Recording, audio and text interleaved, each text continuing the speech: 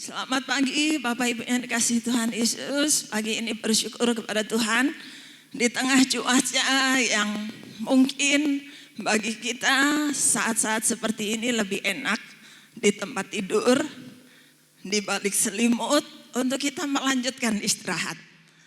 Kalau secara daging ya, secara daging enaknya itu. Tapi pagi hari ini bersyukur Bapak Ibu adalah orang-orang yang luar biasa. Saya katakan luar biasa karena apa? Karena terbuktilah cinta kasih Bapak Ibu kepada Tuhan. Sehingga cuaca tidak menghalangi engkau untuk engkau melangkah dalam rumah Tuhan. Saya tahu jemaat di tempat ini ada banyak juga yang rumahnya jauh. Ada yang jauh pun naik sepeda motor. Saudara, ada yang jauh tapi diberkati puji Tuhan dengan kendaraan roda 4 sehingga hujan pun gak kehujanan. Tapi yang melangkah dengan semangat, apapun tidak merintangi kasihmu kepada Tuhan. Sehingga pagi hari ini Bapak Ibu ada di dalam rumah Tuhan. Puji Tuhan, bersyukur kepada Tuhan. Kalau sungguh kita menyadari siapakah kita ini Bapak Ibu. Pujian ini berkata hanya karena anugerah Tuhan. Kalau kita diberikan banyak fasilitas oleh Tuhan, kalau kita diberikan banyak berkat oleh Tuhan, ingat dan ingat, itu bukan usaha kita. Itu bukan kekuatan kita sehingga kita harus berbangga. Saya bisa seperti ini karena saya hebat, karena saya pintar kerja. Tidak Bapak Ibu, sadarilah bahwa semua karena Tuhan. Semua dari Tuhan. Kalau kita tidak menjadi orang-orang yang tahu menghargai berkat Tuhan, mengelola berkat Tuhan, Tuhan lihat apalagi kalau berkat Tuhan itu menjadi penghalang untuk kita datang kepada Tuhan. Saudara, jangan heran kalau satu saat Tuhan cabut, Tuhan ambil. Tuhan berkata itu bukan hak milikmu, aku hanya titipkan. Karena itu Bapak Ibu yang kasih Tuhan, jangan ada satupun yang menghalangi engkau untuk engkau datang cari Tuhan. Puji nama Tuhan. Pagi hari ini saya akan sampaikan firman Tuhan bagi kita yang hadir dengan tema firman Tuhan, tipe anak Tuhan. Bapak Ibu menjadi pengikut Kristus, orang Kristen. Kristen itu artinya pengikut Kristus. Menjadi pengikut Kristus itu adalah kasih karunia dari Bapa. Kita ini siapa? Harusnya kita ini gak layak Bapak Ibu. Tidak ada satupun di antara kita yang layak. Tetapi karena kasih karunia Bapa bagi kita, kita dilayakkan. Dan saya mau berkata, menjadi anak Tuhan, menjadi orang Kristen semata-mata hanya karena kasih karunia. Tapi menjadi anak Tuhan, menjadi orang Kristen tipe itu model. Tipe itu model, contoh. Bapak Ibu mau menjadi anak Tuhan, orang Kristen yang tipenya seperti apa? Itu pilihan ada di tangan kita. Pilihan ada di tangan kita dan pagi hari ini saya akan sampaikan. Nanti Bapak Ibu bisa melihat sendiri, mengoreksi ke dalam dirimu sendiri. Saya ini tipe anak Tuhan seperti apa sebenarnya? Sesuai dengan firman Tuhan yang kita akan dengar pagi hari ini. Beberapa tipe orang Kristen. Yang pertama, kita buka di dalam Roma 10. Roma 10 ayat yang kedua dan ayat yang ketiga. Demikian bunyi firman Tuhan, sebab aku dapat memberi kesaksian tentang mereka bahwa mereka sungguh-sungguh giat untuk Allah, tetapi tanpa pengertian yang benar. Sebab oleh karena mereka tidak mengenal kebenaran Allah, dan oleh karena mereka berusaha untuk mendirikan kebenaran mereka sendiri, maka mereka tidak takluk kepada kebenaran Allah. Tipe model anak Tuhan, orang Kristen yang pertama yang saya akan bagikan kepada jemaat Tuhan yaitu penentang Tuhan. Saudara, ayat ini tadi berkata, cobalah kembali lihat ayat yang kedua. Aku memberi kesaksian tentang mereka bahwa mereka sungguh-sungguh giat untuk Allah. Jadi siapa penentang Allah, penentang Tuhan itu? Mereka adalah juga anak-anak Tuhan yang berkata orang Kristen, bahkan giat di dalam Tuhan. Saudara, masa sih iya orang yang sudah giat di dalam Tuhan penentang Tuhan? Saudara, firman Tuhan jelas berkata di ayat yang ketiga.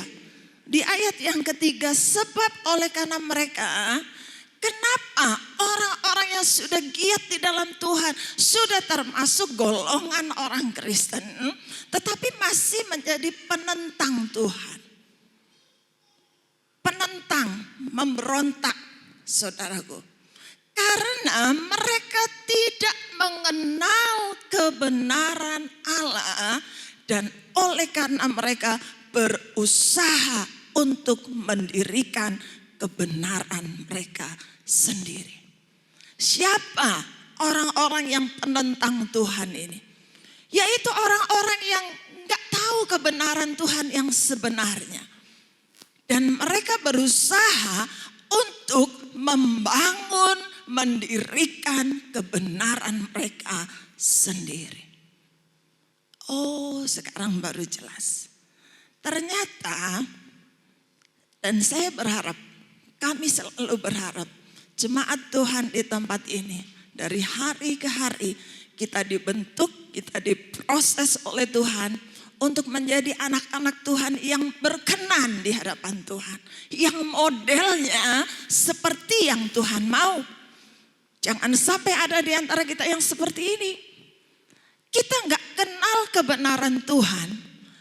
Kemudian kita berusaha membangun kebenaran diri kita sendiri. Saudara, manusia ini macam-macam, saudaraku. Aneh kadang-kadang. Kalau Tuhan dari surga melihat, macam-macam modelnya manusia itu. Kalau kita sudah berkata, aku mau menjadi anak Tuhan, berarti kita harus ikut modelnya Tuhan kita, Allah kita. Apa yang Tuhan firmankan di dalam Alkitab?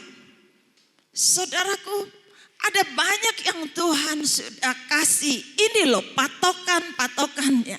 Ini loh yang harus kamu ikuti. Tapi dasar manusia, sekali lagi, manusia selalu berusaha untuk membangun kebenaran dirinya sendiri.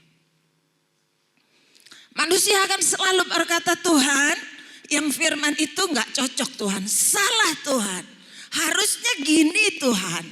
Mulai harusnya ini Tuhan, kebenaran dirinya yang ditonjolkan. Tuhan sudah kasih batasan-batasan. Tapi selalu manusia anak Tuhan yang tipe penentang Tuhan. Penentang firman Tuhan akan selalu berkata, bukan itu, tapi ini sesuai dengan apa yang aku percayai. Apa yang menjadi kebenaran. Bapak Ibu yang dikasih oleh Tuhan. Ada satu kisah. Coba lihat Matius 22. ayat yang ke-15 dan seterusnya. Ya, kemudian pergilah orang-orang Farisi.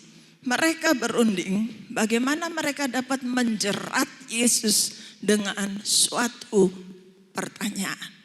Mereka menyuruh murid-murid mereka bersama-sama orang-orang Herodian bertanya kepadanya, "Guru, kami tahu engkau adalah seorang yang jujur dan dengan jujur mengajar jalan Allah, dan engkau tidak takut kepada siapapun juga, sebab engkau tidak mencari muka. Katakanlah kepada kami pendapatmu, pendapat Yesus. Apakah diperbolehkan membayar pajak kepada kaisar atau tidak?" Tetapi Yesus mengetahui kejahatan hati mereka itu, lalu berkata, "Mengapa kamu mencobai aku, hai orang-orang munafik? Tunjukkanlah kepadaku mata uang untuk pajak itu." Mereka membawa suatu dinar kepadanya. Maka ia bertanya kepada mereka, "Gambar dan tulisan siapakah ini?" Jawab mereka, "Gambar dan tulisan kaisar." Lalu kata Yesus kepada mereka, "Berikanlah kepada kaisar apa yang wajib kamu berikan kepada kaisar, dan kepada Allah apa yang wajib kamu berikan kepada Allah." Mendengar itu heranlah mereka dan meninggalkan Yesus lalu pergi. Orang Farisi itu adalah para pemimpin spiritual Yahudi. Nah, Bapak Ibu, dengan kebenaran diri mereka berusaha untuk menjerat Tuhan Yesus dengan pertanyaan ini. "Tuhan, apakah diperbolehkan membayar pajak kepada kaisar?" Saudaraku, padahal ada maksud di balik semua pertanyaan mereka itu. Mereka ingin menjebak Tuhan Yesus. Apa jawaban Tuhan Yesus nanti? Itu yang akan mereka, "Nah, kamu salah. Kamu melakukan satu perintah yang gak benar." Yang seharusnya, padahal orang Farisi itu sudah tahu loh.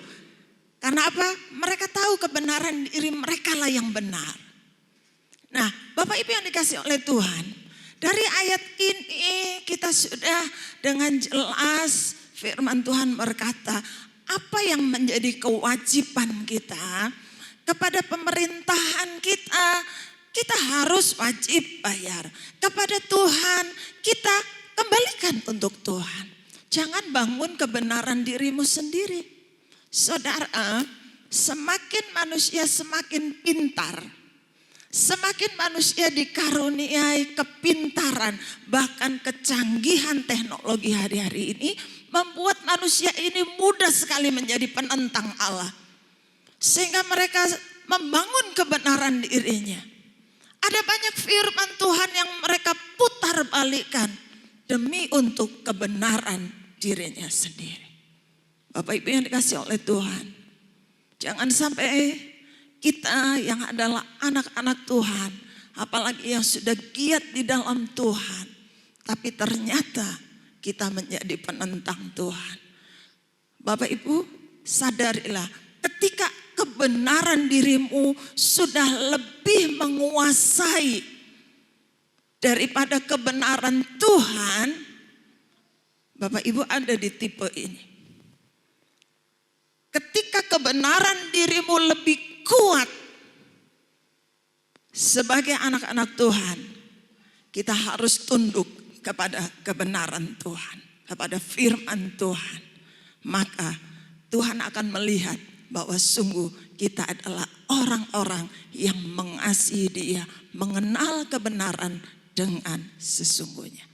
Tipe yang kedua, Yakobus 2 ayat 19 sampai 20. Tipe kedua adalah percaya Tuhan.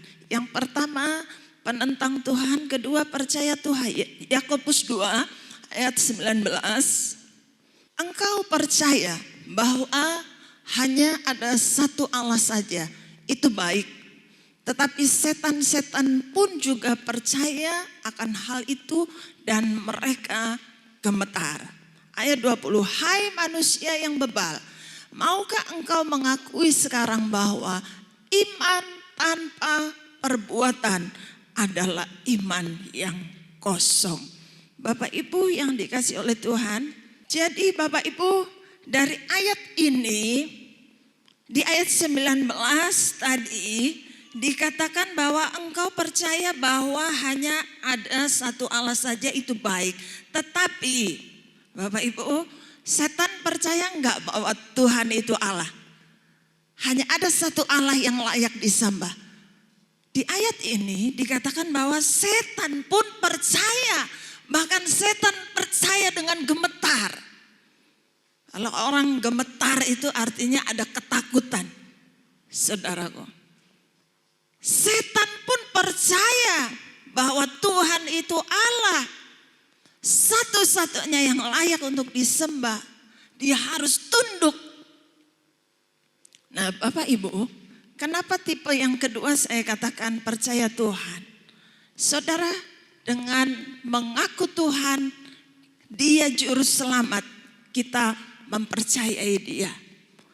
Dengan mengatakan engkau Tuhan dan juru selamat hidupku, iman kita, percaya kita terus bangun di dalam Tuhan. Tetapi Bapak Ibu, ternyata kita tidak boleh berhenti pada tipe orang Kristen yang kedua ini. Kita tidak cukup dengan percaya kita kepada Tuhan Yesus Kristus. Jangan salah menafsir dulu. Nanti kita akan lanjut. Saudaraku, percaya kepada Yesus, Dia sebagai Tuhan dan Juru Selamat harus. Dan itu Bapak Ibu sudah lakukan sehingga Bapak Ibu menjadi anak-anak Allah. Disebut sebagai anak-anak Allah. Tapi Bapak Ibu, kalau kita berhenti hanya sampai dipercaya, level kita akan sama dengan siapa tadi? Bapak Ibu sudah baca ayatnya. Setan percaya, hanya sebatas percaya. Saudara yang dikasihi oleh Tuhan. Ayat 17 coba lihat. Di dalam Yakobus pasal 2 tadi ayat 17. Demikian juga halnya dengan iman. Jika iman itu tidak disertai perbuatan, maka iman itu pada hakikatnya adalah mati. Ayat 22. Ayat 22. Kamu lihat bahwa iman bekerja sama dengan perbuatan-perbuatan, dan oleh perbuatan-perbuatan itu iman menjadi sempurna. Tipe yang kedua adalah anak Tuhan yang percaya Yesus. Titik, percaya tok. Sudah merasa puas. Ternyata firman Tuhan berkata iman itu harus disertai apa Bapak Ibu? Perbuatan. Kenapa? Kenapa kita melakukan sesuatu untuk Tuhan? Kenapa kita berkorban untuk pekerjaan Tuhan? Kenapa kita melakukan kebaikan untuk orang-orang di luar yang membutuhkan? Itu adalah perbuatan yang kita kerjakan. Iman yang disertai perbuatan. Kami berdua pernah berbicara dengan seorang anak Tuhan. Secara usia dia sudah lanjut, katakan gak lanjut lah, mungkin 10-15 tahun di atas kami. Saudaraku, tapi dia punya prinsip. Saya cinta Tuhan, saya mengasihi Tuhan, saya anak Tuhan. Tapi kalau diajak ke gereja, dia akan berkata, di rumah juga cukup kok. Di rumah saya juga berdoa, di rumah juga saya baca firman. Saudara, sepertinya benar, sepertinya rohani. Tapi Bapak Ibu, dari ayat ini adalah tipe anak Tuhan yang berhenti dipercaya. Dia tidak sertai dengan perbuatan. Perbuatan yang kita sertai dari iman kita kepada Tuhan, ya ayo hari ibadah, langkahkan kakimu ke rumah Tuhan.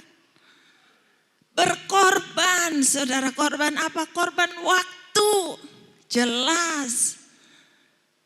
Korban, wah harusnya kalau saya buka toko dari jam 8 sudah ada pemasukan ini. Tapi jam 8 masih di gereja kalau saya ke gereja.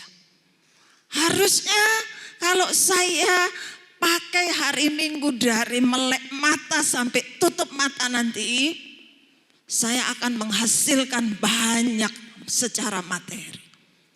Saudaraku, tapi Tuhan mau. Kalau engkau berkata engkau mengasihi Tuhan, wujudkan dengan perbuatanmu. Wujudkan. Dan saya percaya pagi hari ini, tadi di awal saya berkata Bapak Ibu ini adalah orang-orang yang luar biasa. Dengan cuaca yang tidak mendukung, ada hujan, bahkan tadi subuh-subuh angin ya Bapak Ibu. Anginnya kencang sekali. Tapi Bapak Ibu sudah wujudkan iman yang disertai perbuatan. Bapak Ibu yang dikasih oleh Tuhan, iman tanpa perbuatan itu iman yang kosong. Iman tanpa perbuatan itu ada iman yang mati. Dan Tuhan mau kita menjadi anak-anak Tuhan yang tidak berhenti pada percaya saja. Saya sudah menjadi orang Kristen 40 tahun. Sejak saya masih remaja saya sudah ke gereja. Habis itu agak semangat-semangat, habis itu hilang. Setelah itu mulai menginjak masuk di pernikahan, agak semangat lagi, kemudian hilang. Bapak Ibu, tapi Tuhan mau kita menjadi anak-anak Tuhan yang kita wujudkan. Percaya kita, iman kita kepada Tuhan dengan diikuti perbuatan. Apapun yang kau bisa lakukan, lakukanlah semua untuk Tuhan. Itu wujud dari iman yang hidup, iman yang disertai perbuatan. Yang ketiga, tipe anak Tuhan yang ketiga adalah mengenal Tuhan. Galatia 4 ayat 8, dahulu ketika kamu tidak mengenal Allah, kamu memperhambakan diri kepada Allah-Allah yang pada hakikatnya bukan Allah. Tetapi sekarang, sesudah kamu mengenal Allah, atau lebih baik sesudah kamu dikenal Allah, bagaimanakah kamu berbalik lagi kepada roh-roh dunia yang lemah dan miskin dan mau mulai memperhambakan diri lagi kepadanya? Tipe anak Tuhan yang ketiga adalah anak Tuhan yang mengenal Allah. Dari percaya terus melangkah. Karena engkau mengasihi Tuhan, engkau rindu lebih lagi mengenal. Saudara, tahu dan mengenal itu beda. Kalau tahu sama mengenal itu enggak sama Bapak Ibu.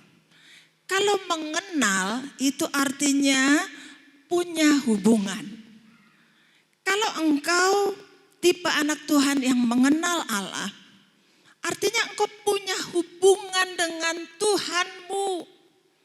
Sekali lagi, kalau cuman Kristen tipe percaya itu bisa juga Kristen KTP, saudaraku. Tidak ada keintiman dengan Tuhan. Itu tadi yang saya katakan. Tidak disertai dengan perbuatan. Hanya mulutnya, Tuhan aku mengasihi engkau. Tapi gak disertai dengan perbuatan. Tapi kalau tipe anak Tuhan yang mengenal Tuhan, itu artinya punya hubungan. Punya kedekatan. Punya keintiman. Nah, Bapak Ibu yang dikasih oleh Tuhan, banyak anak-anak Tuhan yang mengaku mengasihi Tuhan, mengenal Tuhan. Tapi ternyata kita juga harus lihat. Kita harus lihat, Tuhan, aku mengenal engkau, tapi Tuhan kenal gak kita? Ada orang yang bilang begini, Tuhan ada di hati saya kok. Saya gak ke gereja pun, Tuhan ada di hati saya. Kalau dibalik ditanya, tapi engkau ada di hati Tuhan gak? Nah, ini pertanyaannya. Ini sesuatu yang serius. Kita rindu kita ada di hati Tuhan. Kita rindu kita mengenal Dia. Tapi saudara juga harus berusaha agar Tuhan pun kenal engkau. Sebab di hari terakhir, Matius 7 ayat 21 sampai 23. Tolong lihat Matius 7 ayat 21 sampai 23. Bukan setiap orang yang berseru kepadaku Tuhan, Tuhan akan masuk ke dalam kerajaan surga, melainkan dia yang melakukan kehendak Bapakku yang di surga. Pada hari terakhir banyak orang akan berseru kepadaku, Tuhan, Tuhan, bukankah kami bernubuat demi namamu dan mengusir setan demi namamu dan mengadakan banyak mujizat demi namamu juga? Pada waktu itulah aku, Tuhan, akan berterus terang kepada mereka dan berkata, aku tidak mengenal kamu, enyahlah daripadaku, kamu sekalian pembuat kejahatan. Saudara, kalau kita mengenal Dia, berusaha saudara lakukan kehendaknya. Sebab itu tadi di dalamnya sebetulnya ada orang-orang yang hanya masuk di percaya. Mereka percaya giat di dalam Tuhan.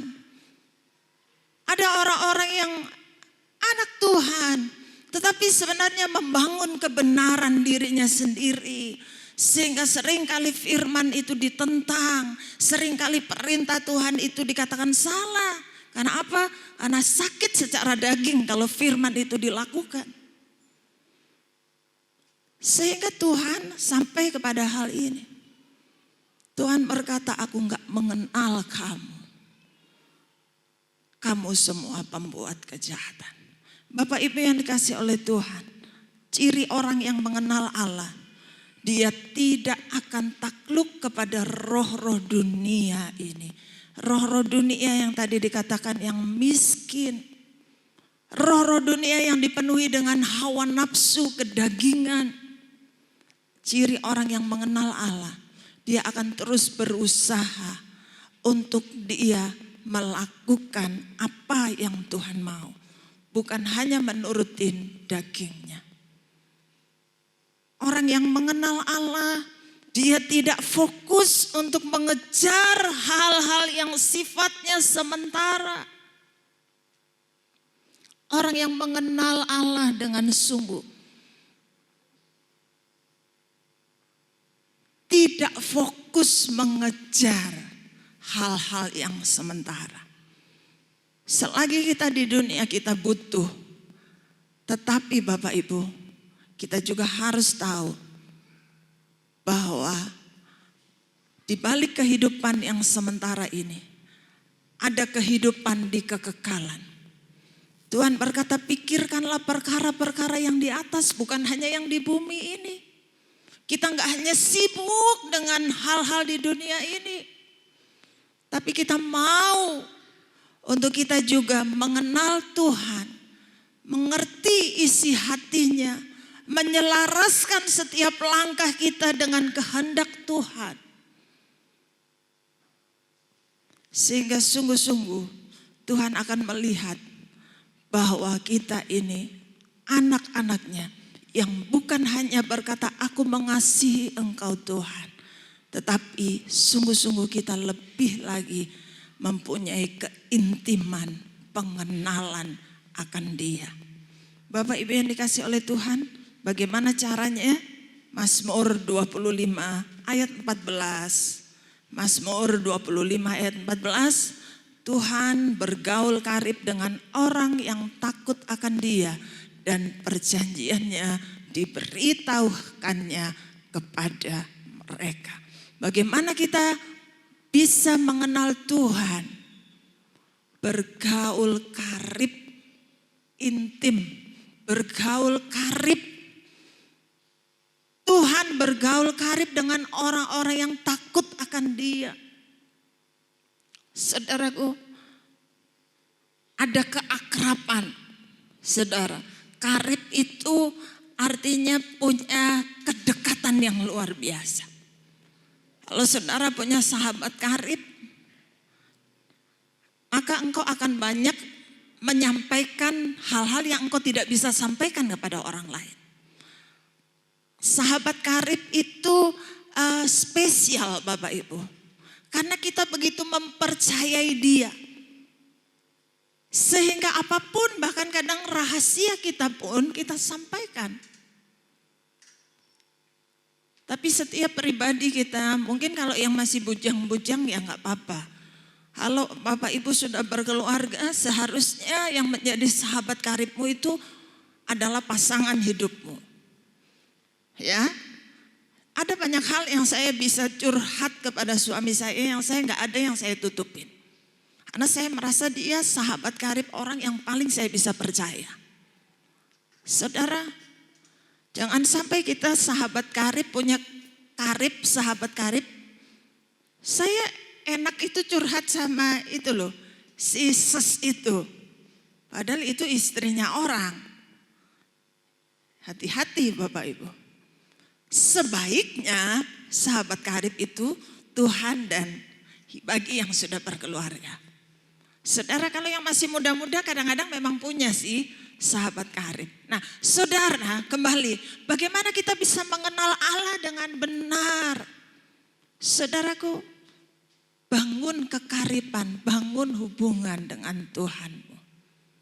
Saudara yang dikasih oleh Tuhan, Tuhan rindu kita bukan menjadi anak-anak Tuhan yang tipe membangun kebenaran diri kita sendiri. Tuhan akan sangat sedih, Tuhan akan sangat kecewa. Bahkan saya berkata ketika kita menentang, terkadang itulah yang menyebabkan murka Tuhan turun. Karena apa? Siapa sih kita ini? Tuhan yang sudah kasih aturan, saudaraku, kita nentang. Tuhan itu sangat berkuasa, berotoritas atas hidup kita. Jangan kita berhenti pada tipe percaya, titik. Saya bangganya saya sudah 40 tahun, 50 tahun jadi anak Tuhan. Saudara, tapi wujudkan imanmu itu, percayamu kepada Tuhan itu dengan perbuatan. Sebab iman disertai perbuatan, itu yang Tuhan cari.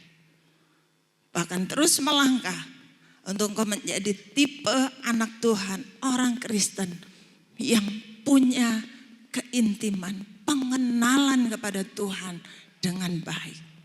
Puji nama Tuhan.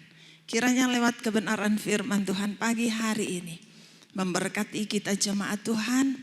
Kita mau berkata, Tuhan, hidupku aku sudah berikan kepadamu. Aku mau terus mengenal Engkau.